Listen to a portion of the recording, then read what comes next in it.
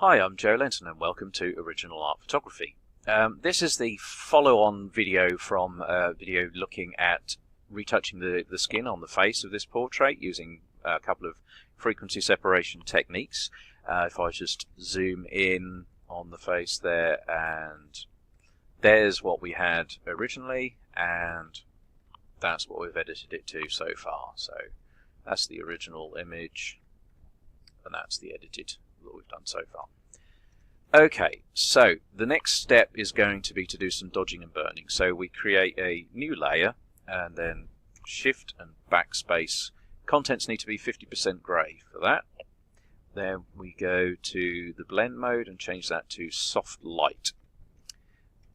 Now we're going to zoom in close and we're going to have a look at the eyes first of all. And if you press O, you can get to the dodge and burn tool. Now with the dodge and burn tool, you can quite simply use the Alt key if you want to darken things and just leave it normal if you want to brighten it. So you can see there, if I just start painting in there, it's lightening things like so. So lighten the iris, lighten the whites of the eye a bit. And then if I want to darken the lines around the outside here, darken the pupil a little bit, just hold Alt down and brush on it like that. And there you go, you can see the effect that that has. So you don't need to keep changing the tool around. You can just brush in and then hold Alt down when you want it to go to be darker, and quick and simple. There we go. So you can see there already the eyes are that little bit more arresting when they're done like that. Could do with a little bit of extra sharpening on them, but we'll leave that for the moment. Next stage with our dodging and burning is going to be contouring, and by contouring I mean bringing out sort of the bone structure a little bit more by lightening and darkening particular areas selectively. Now for this, again, you just use the normal sort of dodge and burn tool on that layer and keeping your exposure change down very, very low. And what we're going to do is to use light and dark to create more of a 3D feel. Gives more of a sense of depth and structure to the face, to the image. By brighter bits seem like they're nearer to you, of course, and darker bits seem like they're further away. Now, of course, there's the cheekbones along here and along here, and you can see that that's what makeup artists tend to do anyway.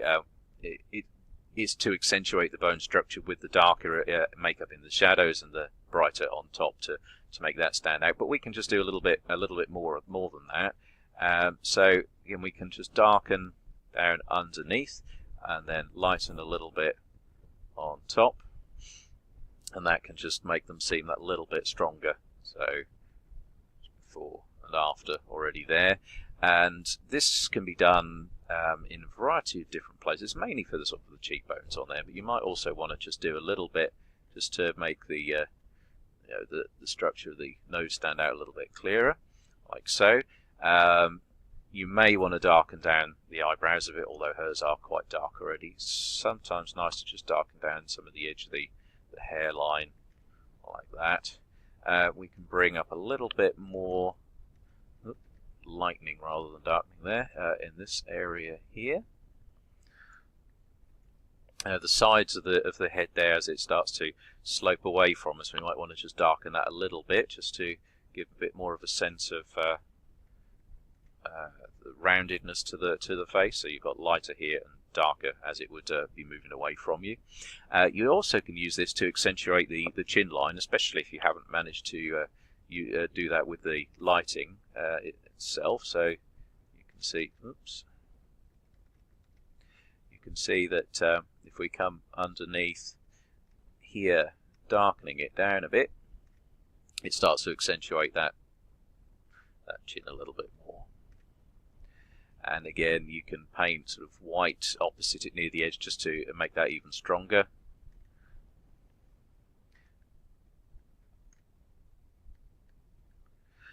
Okay, so that's a little bit of basic dodging and burning on the face, just very quickly there to change that facial, emphasize that facial structure rather. So if I just switch that off and switch that on again, I'll zoom out a little bit further. You can see it off and on. Like that. If you're finding that's too strong for you, of course you can use your slider to adjust the amount that you want on there. You don't have to have it necessarily as strong as that. That's entirely up to you. So at the moment there's not an awful lot more that I would do to the face there. It's have a look and see if we can get any lightening on the teeth. It's very, very small, so it's not going to make very much difference at all. But we just pop in a little bit in there. That just brings them out a little bit. As you can see, there we go. Okay, so that's the face just about done, really. The eyes, you may want to add a little bit of separate sharpening in addition to everything else to it. And the way that I tend to do sharpening for these things is with a high pass filter. So you stamp all again, so it's Control, Alt, Shift and E, or Command, Option, Shift and E. Then go to Filter, Other, High Pass. Now this high pass filter, you just want to be just catching the details. So it's normally somewhere between 1 and 2, thereabouts. Okay, then we'll go soft light blend mode there. If you can see that that's already sharpening things up a bit, bringing out the textures and that even more. If you wanted to add a little bit more into the eyes, a simple way of doing that is just duplicate that layer by pressing Control or Command and J. Clearly you don't want that on everything else, so if you press Alt and click on the mask, that gives you a black mask, and you can then use the paintbrush to just bring it back into the eyes. Okay, so you can brush that extra sharpening onto the eyes, but keep it off pretty much everything else. A little bit on the eyelashes there, perhaps just around there. Okay, and then if we zoom back out, you can see if I turn the sharpening on and off at a distance, it's hard to make out an awful lot, but the eyes will begin to pop that a little bit more. Clearly, the closer in you go, the more you're going to see it on that detail.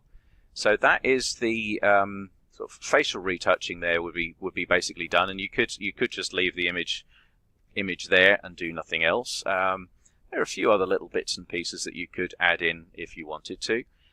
For example, foreground here, if you wanted that to be blurred a little bit more, one thing you can try is you can do stamp all layers there, and then go to Filter, Blur Gallery, Field Blur.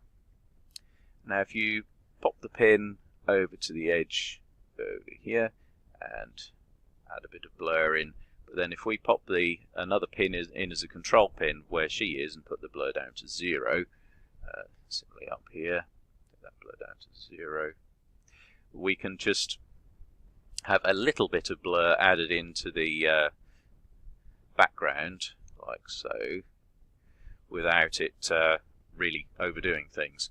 So let's go for, if I take that preview off and on, you can see that we're just basically adding a little bit of softening to this side here. Just draws the eye in. If you want to, you can put a little bit more onto it, so simulate a very shallow depth of field. But just be a bit careful that you don't start to lose your subject. Make sure you've got those control pins in place for her. So there we go. That's without it, and that's with. So that's just softened that right hand side down just a touch like that. With your dodging and burning, you can do that on clothes as well if you want to accentuate lines there, and similarly with muscle structure and so on. So if you wanted to do so, then where you see like some of the muscles in the arms here, where you've got a little bit of a shadow, you could add a little bit of extra into that.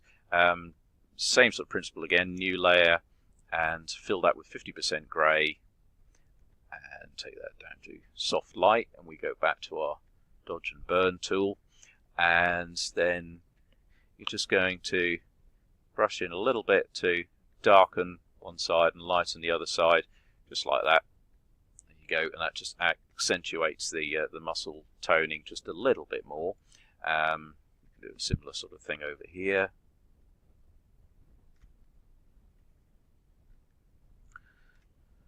So something like that. There we go. Okay, so that's a fairly fairly quick way of doing an overall sort of fashion retouch. You'll notice I haven't done any liquefying, sort of changing of shape of any body parts or anything like that. That's not something I really tend to do. It's just more a case of trying to enhance the features that are already there and just make them pop out of the image that little bit more. Again, here, if you wanted to achieve that a little bit further, you could put some kind of vignetting effect around the edges here if you wanted to, so that she's in a brighter area than everything else. That's entirely up to you. The white here is a little bit off-white on her shirt there, so we could play around with the colour balance as well. Of course, that's going to affect everything else that we look at here, but let's just have a quick look at that. So there's our open up a colour balance adjustment layer. Let's go for the highlights. And let's see, so if we drag a little bit of yellow back in there, you can see that warming things up a little bit. It does warm up her skin a bit, but it does also lose us the colour in the sort of reflective parts of the wall behind her there. So I wouldn't want to have too much of that going on there, I don't think. In the mid-tones, again, you may even want to take it ever so slightly back in the mid-tones towards the blue end, but keep the highlights where they were. So going from that to that, for example, might be a slightly more interesting colour balance for the whole thing. Okay, so hopefully that gives you a few ideas. That's certainly sorts of methods that I tend to use for portrait retouching. Softening the skin, dealing with blemishes, those two frequency separation techniques, various bits of dodging and burning, and some sharpening. Don't normally do an awful lot more than that unless the image requires it. And in this particular case here, yeah, you could tidy up some of the hairs that are around here, but actually I really don't mind that at all. I don't think there's anything there that looks too bad, and it's a little bit more of a slightly rougher situation with this sort of graffiti around us, the urban environment, than a sort of sterile studio type shot. So I wouldn't be worrying too much about the tiniest little bits of hairs here and there. Similarly, the wall is supposed to be gritty, so again, I wouldn't worry too much unless you've got something which is really nastily distracting about cleaning the wall up too much. Okay, well, thank you very much for watching, and I hope you enjoyed that. I'm Joe Lenton, and this is Original Art Photography. Goodbye.